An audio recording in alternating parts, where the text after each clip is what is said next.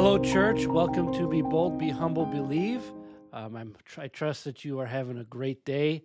I hope that I can be a little encouragement to you and a challenge. Um, I want to talk about parenting and parent influencing. And the parents, us and our kids, we have so much influence on our parent or on our kids. Sorry, and we have that obligation to influence them the right way. The truth is, we have to prepare our children to face a world that's much different than what we grew up in, and it's a world that raises the gay pride flag and stomps on the American flag. And we're a family that has both a mother and a father, and they love each other and are committed to each other. And their family is they're kind of like the oddball. That's what's different. And I hope that. Um, the greatest generation is yet to be seen. Really, I hope that. I want that. But if that's not the case and we have seen the greatest generation, then I will do everything in my power to make sure that my kids are not a part of the waste of space generations that are coming. And we contribute to the right type of um, the right type of generation that should be.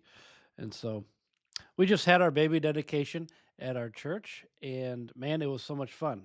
There was all sorts of kids, and they were having uh, uh, they were being dedicated. But the truth is, the parents were the ones that really are getting they're dedicating their life to helping that child and in trying to help that child do right.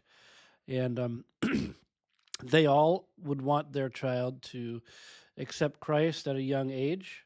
Um, and I believe that's something very important. I know that is a burden that a parent would have and that they pray about. And the truth is, though, just on that topic, your child will start asking questions and such, but if you feel like they're ready and they have asked the right questions at the right times and they've continued and they stayed focused on that and they want that and there's a certain understanding that they have reached at 4 or 5 years old or six or something like that, then they would then lead them to the plan of salvation and they may get saved and they may remember that for the rest of their life.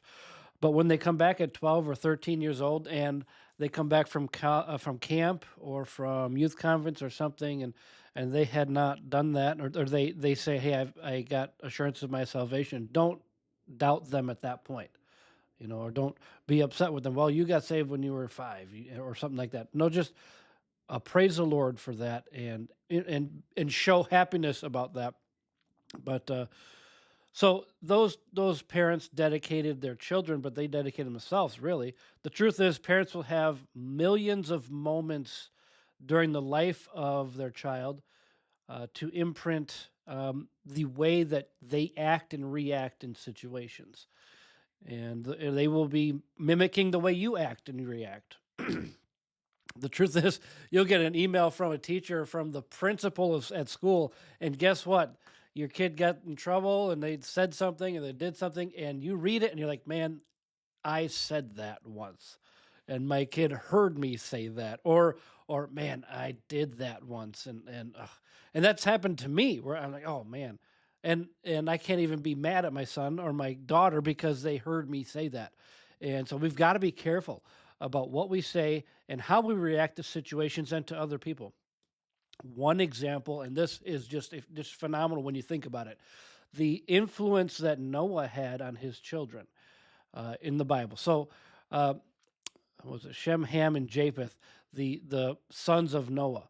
And think about the day and age that they were growing up in, and how they were being influenced, and what they were taking in. The world that they lived in was full of sin. And the Bible talks about it in reference to the end times and how terrible it was, and how Satan had such a great grip on the world. And I can only imagine how those boys were influenced for wrong over and over and over again. But the Bible talks about how Noah was perfect in his generations, and he was an upright man, and how he worshipped the Lord, and how he was faithful, and all these people were doing wrong throughout the entire world except for Noah. Noah was the one that was doing right, and not only did these guys decide to stay with Noah in his beliefs, but they got wives and they helped Noah build the ark. This crazy person that says it's going to rain that had never happened before, and there's going to be a great flood.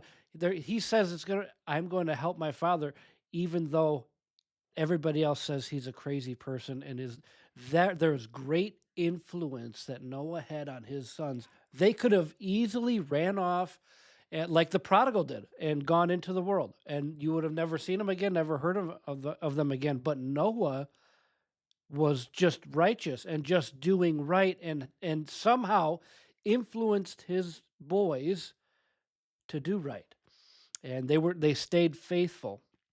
And we can take that. They weren't just worshiping the Lord that Noah worshiped. They got in and worked and built this ark that Noah was portraying. That the Lord had spoken to me, and He said, "I have to build this ark," and so he went. They went and did it. The first point I want to share with you here, and then we'll move on. But the influence that you give your kids is going to be in a moment of frustration.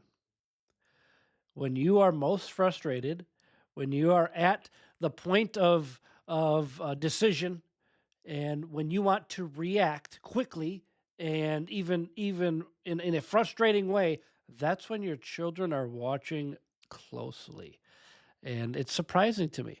The truth is, I like football. We'll watch football. I'll be sitting down watching a game. The kids won't pay a lick of attention to, some incredible catch on the sideline for a touchdown. They don't even know what happened. But what they pay attention to is the ads. Everybody gets quiet. They stop playing. If they're sitting over here, they're sitting over there. They stop and they watch the ads. Why is that? Because there's a moment there.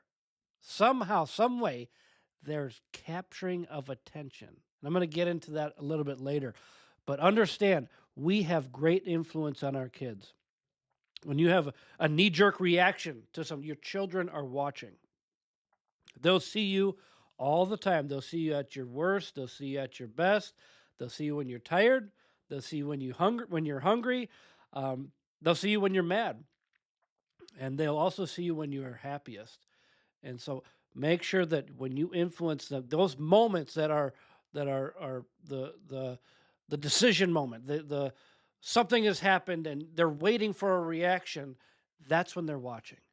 And they're gonna mimic what you've done and what you're doing, even in a small situation. When you think, well, that doesn't even matter, that's not even a big deal, they will react that way, the way that they saw you react maybe it was a bigger deal, maybe it was a bigger situation that required a bigger reaction. But they saw that's how they're going to react, and so they're going to react that way later. And so make sure that you are paying close attention to the way that you act around your kids, things that you say, because you are the parent influencer. You have a huge influence on your children. And so like this video. Please like this video. Share this video to your friends. I have many other videos already that are a help to you. But next time we're going to cover the number 2 point here. Your influence is important because bad influences are everywhere. All right. So God bless you and have a great week.